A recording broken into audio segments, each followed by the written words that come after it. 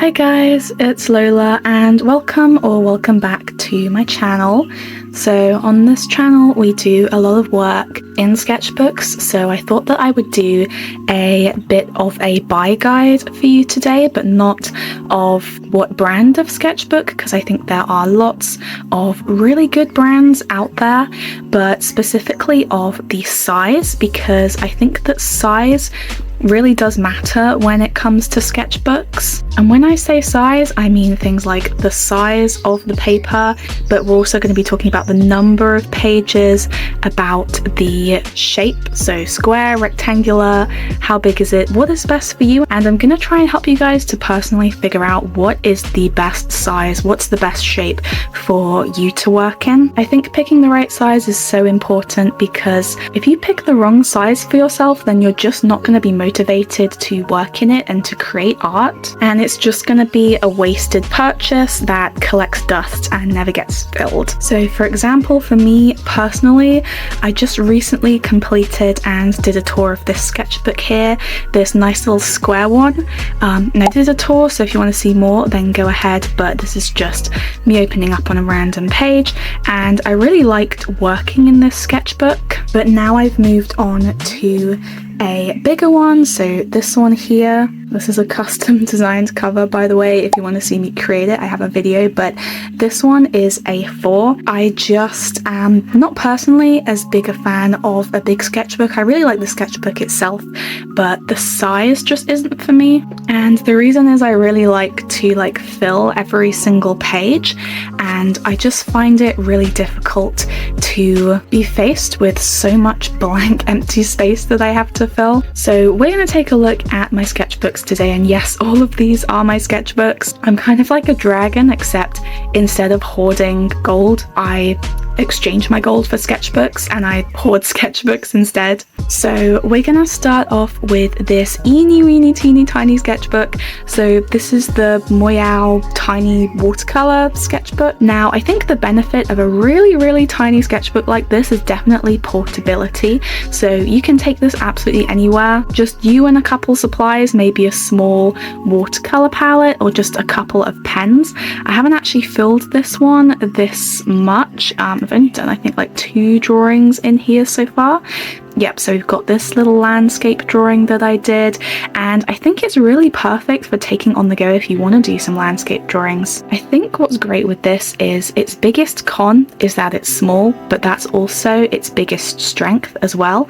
I think working small really forces you to figure out how to simplify your forms and your composition. So I think a little sketchbook like this would be really suitable for things like tiny little warm-up sketches or tiny little pieces, just to practice simplification. So I think it'd be great if you want to do a tiny little creative challenge like 100 heads. You could fill a tiny sketchbook with 100 heads, or 100 little mini landscapes or mini studies. The next thing we're going to take a look at is just a step up, which is a usual very common size for sketchbooks, which is a little rectangular like A5 sketchbook.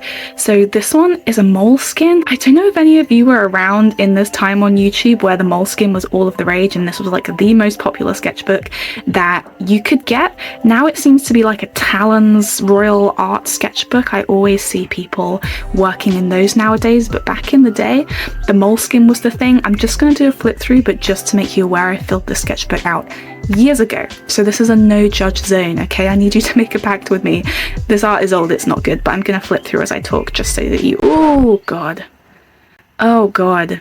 so it's like opening Pandora's box. Anyway, so a really great feature of this as well is it is also portable, but it balances portability with space. So you can really work on some better pieces, some bigger pieces, but it's also perfect to take on the go on like a train or something. I wouldn't say that a sketchbook this size is particularly suited for like big finished pieces. It's still more of a concept, idea, thumbnail, sketchy sketchbook. Obviously you can do finished pieces in it, but I think it's better to do something like that in a bigger A4 sketchbook. I mean, these are kind of finished pieces, right? But I think it's nicer to have the big space to work in something like this. Another thing I wanted to talk about actually as well is this lovely handy strap that we have. I think if you're part of the chunky sketchbook community, I recently found on YouTube that there's like a corner of people who really like making their sketchbooks super chunky, sticking in loads of things, super warped paper, and making their sketchbook like as thick as possible. I think a sketchbook with a strap is really quite useful to consider as well if you're into that kind of thing. So I want to talk a little bit about the shape of this sketchbook as well. So with this one, obviously it's rectangular. I think a rectangular sketchbook is a really, really good shape, so pretty classic. You can turn it this way and work on a wide landscape, or you can turn it horizontally, and then I think it's really good for character designers. I think if the main thing that you work on is characters, you're really going to want a rectangular sketchbook. I hope you appreciate my sacrifice of me flipping through that god-awful art just to show you.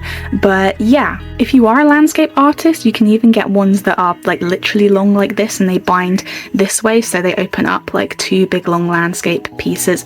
I don't have one of those sketchbooks, but I'll show you some examples on the screen. So we're going to get into this bigger sketchbook now. So I think the advantage of the A4 is that obviously there's so much space. What it makes up for in space, though, it downgrades in terms of portability. I think a sketchbook like this is great for people who want to work mostly on finished pieces and want it to be like a real art book kind of thing. Like for example, this page here, I have enough space to draw as big as I want and leave that lovely blank space around to let the piece pop.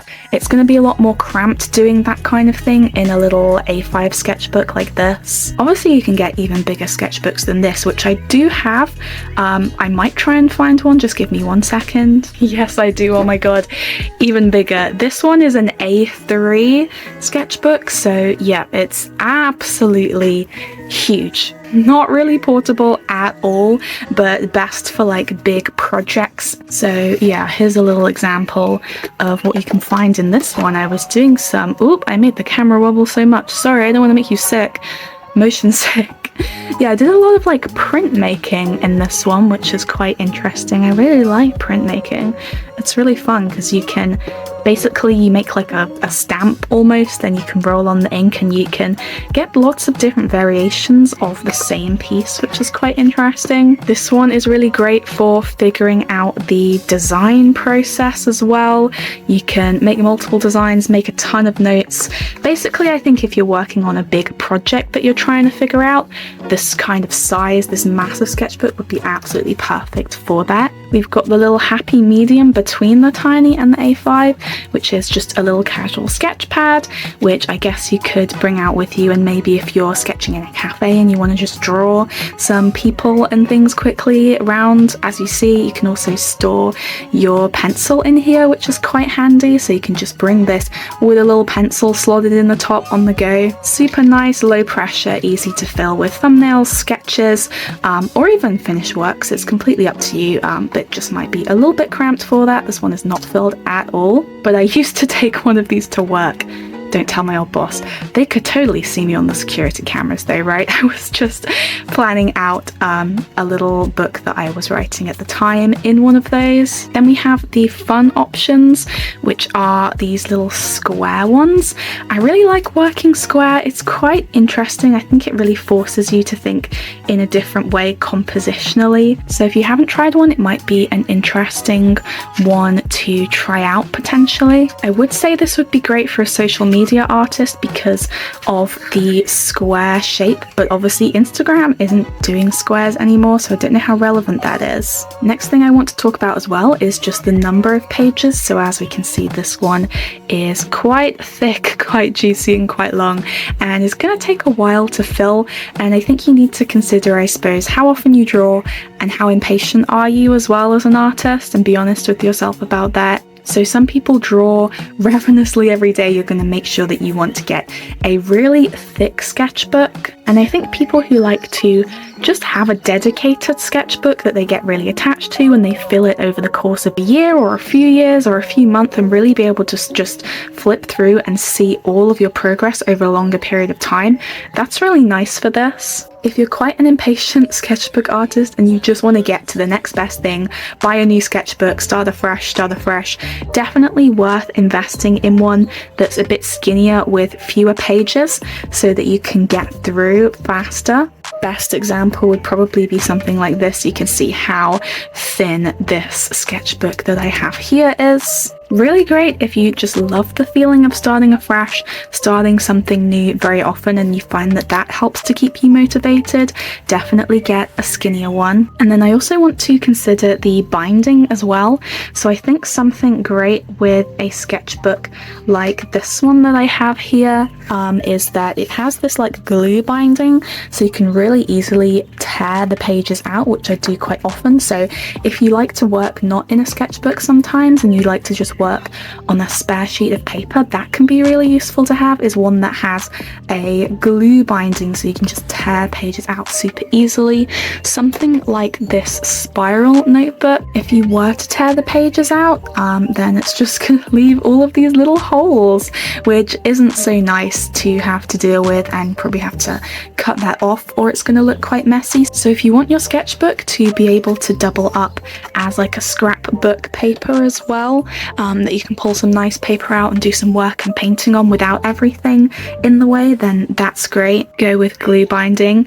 And then I think an advantage of the spiral bound as well is you can always get it to lay flat, which is really nice, which you're not going to get with something like this one. And you know, if I'm working, let's say at the very end of my sketchbook, then you know, it's just not going to lay flat. So I hope this video gave you lots to think about, considering what might be the perfect sketchbook for you. I recommend watching some more specific reviews of any particular sketchbook you're thinking of buying to get information about things like the paper quality as well. That is really important, as for example, if you're using quite heavy or wet mediums like watercolor, gouache or acrylic, then there's going to be more warping if the paper isn't designed for that use. If your main medium is something like alcohol markers, you'll want a sketchbook that's specifically tailored to that so it doesn't bleed through. Textured versus non-textured paper, etc, etc. There's a lot more that goes into selecting a specific one for your specific medium as well. But I hope this video was a helpful starting point of some general things to consider first. And I'd be really interested if you'd let me know in the comments, what kind of things do you keep in mind when you're looking for your perfect sketchbook? What's the sketchbook you're using at the moment? Do you like it or not, and why?